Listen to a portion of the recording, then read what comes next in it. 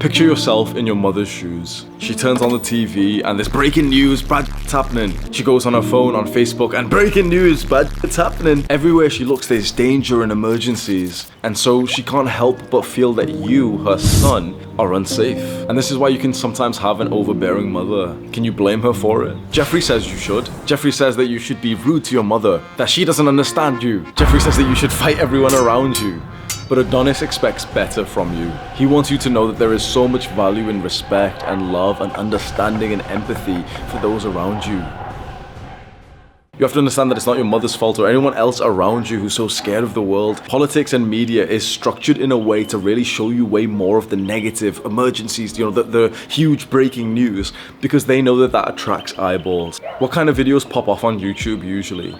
It's like controversy. And it's the exact same with the news. Anytime you walk past, obviously like we're young, we don't read newspapers, that's weird. But if you do walk past some newspapers in a shop, you see it's like bright colors, breaking news, bad happening, bad happening. Every single time you see something like that, there's parts of your brain that get a little bit more anxious. You can't help but to feel a little bit more scared of the world. You're never gonna walk past a newspaper and say like, oh, breaking news, like good stuff's happening. Well done everybody. Look at this cute dog. You're never gonna see nice things in like media and politics. You're always gonna see the things that like spike those primal parts of your brain to pay attention. Why? Because they make more money from you if they do that. I did something that really hurt me, and it hurt my mother actually. On my second channel, so I have a second YouTube channel, it's called Hamza Unfiltered, and it's linked in the description if you want to go see. I posted a video about a month ago and I titled it, "Criticize Me to Start Your YouTube Channel." I took a hit to my ego to try and help my cult members start their businesses. And so in this video I said, okay, it's very clear I'm dominating the YouTube algorithm. If you're a YouTuber and you make a video with my name in the title, your video will pop off and you'll get at least double the normal views that you get. And I said the videos that really pop off are the ones where you criticize people, where you say that they're wrong about something. And that's exactly what happened. So a bunch of YouTubers, big and small, made videos about me. They criticized me. They said, oh, they disagree with this and this. And some of them obviously were a bit more nicer than others. But in the end, so many people's businesses literally got started with one video. Like some random small YouTuber made a video, got 20,000 views, got 500 subscribers from it. Big YouTubers made a video about me, got double their normal views. I knew that that would happen. It's no surprise to anyone. I know how to control the YouTube algorithm by this point. I knew that if you use my name in your video title but then also criticize me, add like a little bit of controversy, people would click. The video would start getting shared to more and more people. That's exactly what happened.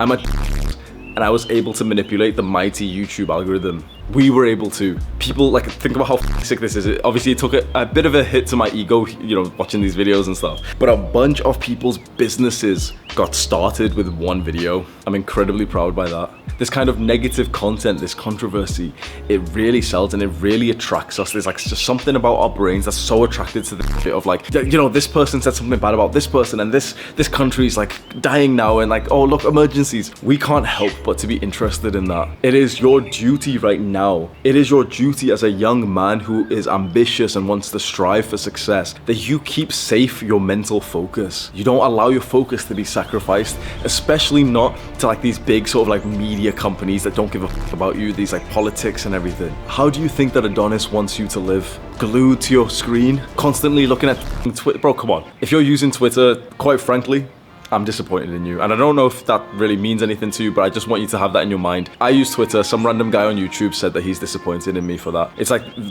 the most cancer. It's worse than TikTok in my opinion, because it has this like facade, whatever that word is, of like being intelligent. It's all these like little nerds on Twitter just writing like, oh yeah, I'm the marketing guy. Shut the fuck up. I'm the marketing guy. Like, I'm so smart. And like, here I am like saying something like very vague. Like, shut the fuck up. People spend like hours on there thinking that they're being productive. Like, oh yeah, well, I need to network. If you use Twitter, you're a weirdo, bro. You think that's what Adonis wants you to live like? You think that's how Adonis lives? You think I'm gonna see what this marketing guy on this social media guy on Twitter is saying these days? So what is the correct way to live? Because we don't want to go too far off the sort of monk mode, dopamine detox lifestyle, because sometimes that's unsustainable. Adonis wants you to know that the correct way to live is through mindful consumption of media and technology. Mindful consumption. If you don't meditate consistently, you will not be able to use these things mindfully. I promise you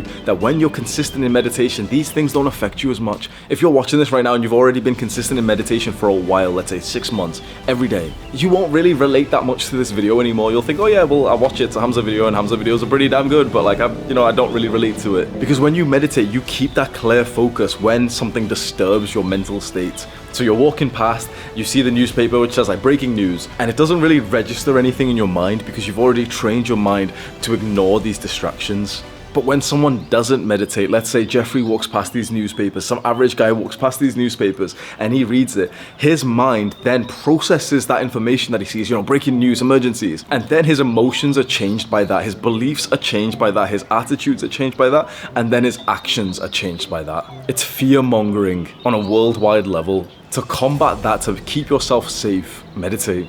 This is why I think the work that we do here is so important. I tell you to meditate, you start meditating, then you pass on the message of meditation to your friends and your family. One by one, we're saving our loved ones from this like normal Jeffrey existence. And some people have asked me what my political stance is. Am I left-wing or right-wing? Am I conservative or bro, you know what I tell them every time? I don't know what you mean. I don't know what those phrases mean. I have put 0 seconds of thought into this, into politics, bro. If you're one of those people who really cares about the left wingers say this, the right wingers, you've got to be a little bit of a loser for that. Contain your focus inward. Contain it with the people around you.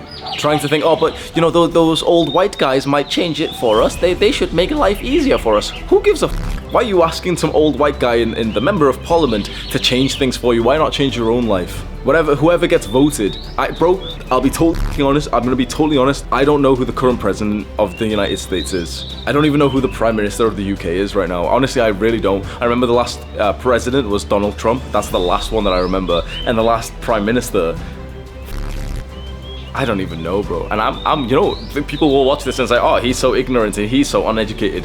I feel the best that I've ever felt because I'm totally ignorant of something that doesn't mean anything to me. Because no matter who's in power, who's the prime minister, who's the president, nothing changes. Nothing is gonna change for you. Only you have the power to change things for yourself and the people around you. Those Jeffreys who are waiting for the guy in the White House or, some guy with power to like change it all for them, they're cowards.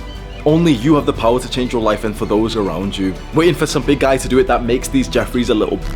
We don't do that. We don't live this life like saying, oh, I really hope this guy gets elected because then we might save $1,000 a month on tax. Who cares? Who gives a... Make more money. That's under your control.